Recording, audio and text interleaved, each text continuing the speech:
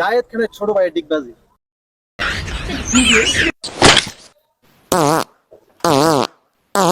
পাড়ার পর পাড়া তুই এত বলদ হইছ কামাল। সুখে থাকতে ভূতে কিল্লায় জায়েদ খানের বাপ ধরতে আইছেন। জায়েদ খানের থেকে সম্মানের জায়গায় ছিলেন আপনি, সেটা ভালো লাগে নাই। আইছেন নায়ক হইবেন, হিরো আলমের পায়ের ধুলার সমানও হইতে পারবেন না।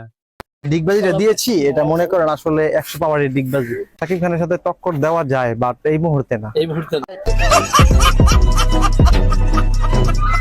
বলতে এটা সিম্পল একটা বিষয়। আরে না ভাই, তুই যেটা সিম্পল মনে করতাছস এটা আসলে সিম্পল বিষয় না। সাধারণ মানুষ তোরে কোন জায়গায় নিয়ে দাঁড় করাইবো, ভাইরাল হইতে আইসস তো একটু ধৈর্য ধর।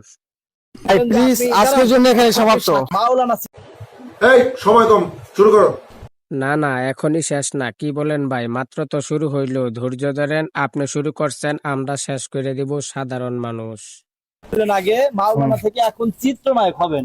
হ্যাঁ, তো মানে এই ব্যাপারটা না আসলে আপনি কি ঘুমায় ঘুমায় স্বপ্ন দেখছেন না সত্যি কাহিনী সত্যি? একটা সোফার মাঝে 32টা দাঁত হাতের মধ্যে ধরাই দিমু।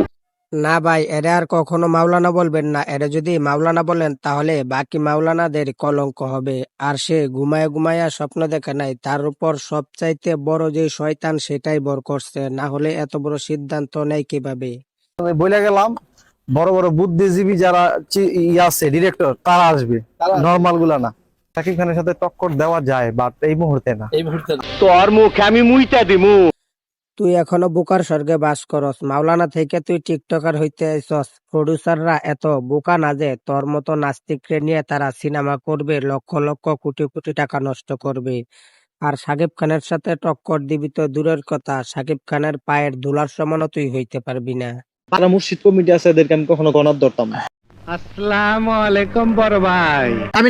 আগে তুই ক্ষমতায় ছিলি, তোর অনেক গুণ ছিল, এই জন্য তুই মসজিদ কমিটিদেরকেও গণায় ধরতি না। মানুষও তোকে সাপোর্ট করছে, তা কারণ তুই একজন কোরআনের হাফেজ ছিলি। এখন তোর যে অবস্থা, একজন রাস্তার টোকায়ও তোকে সম্মান করবে না, রাস্তার টোকায়ও তোকে গণায় ধরবে না। তুই আবার নায়ক হইতে চাস? আমি নায়ক হব। আচ্ছা, ওনার মন চাইছে উনি নায়ক হবে, এই নিচের প্যান্টটা খুলে ফেলান, আপনার মন চাই। সঠিক বলেছেন। না না আলম ভাই, বেচারা নায়ক হইতে আইছে, বেচারার এত সকালে ল্যাংটা কইরা তার মান সম্মান খায় না। মান সম্মান যতটুকু আছে তার স্বপ্নটা পূরণ করতে দেন। সে নায়ক হইতে আইছে, তার শেষ পরিণতিটা তারে দেখতে দেন। এটা স্বাধীন দেশ, হ্যাঁ। আপনার একটা স্বাধীনতা থাকতেই পারে, আপনার মন যেটা চাইতে পারে আপনি সেটা করতেই পারেন। আমার মন চাইছে আমি এখন নায়ক হব, এখানে তো আপনার এখানে আপনার মন চাইছে আপনি নায়ক হবেন। আমি নায়ক হব। আচ্ছা, বাবারে বাবারে বাবা। স্বাধীন দেশের নাগরিক আপনি, আপনার যা ইচ্ছা আপনি তাই করতে পারেন, সেটা আপনার ব্যক্তিগত ব্যাপার, আপনার নাগরিক অধিকার, সেটা আমরাও মানি। কিন্তু 96% মুসলমানের দেশে আপনি ইসলাম নিয়ে খেলা করবেন, সেটা তো সাধারণ মানুষ মানবে না।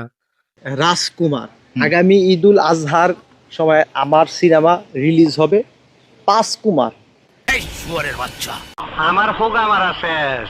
পাগলের সুখ মনে মনে পাতা টোকায় টাকা গনে। রাজকুমারের পর যখন 5 কুমার চলবে সিনেমায়, দর্শক যাবে ঠিকই, সবার হাতে থাকবে একটা করে জুতা তোর গালে মারার জন্য। কারণ তুই 96% মুসলমানের দেশে যে কাজ করছস সেটা কেউ মেনে নিবে না। নিঃসন্দেহে তুই ঠিক কথা বলেছিস। বন্ধুরা, আজকের এই ভিডিও এই পর্যন্ত। ভিডিওটি কেমন লেগেছে অবশ্যই কমেন্টে জানাবেন, আর এই নাস্তিকের বাচ্চাকে কি করা উচিত সেটাও কমেন্টে জানাবেন।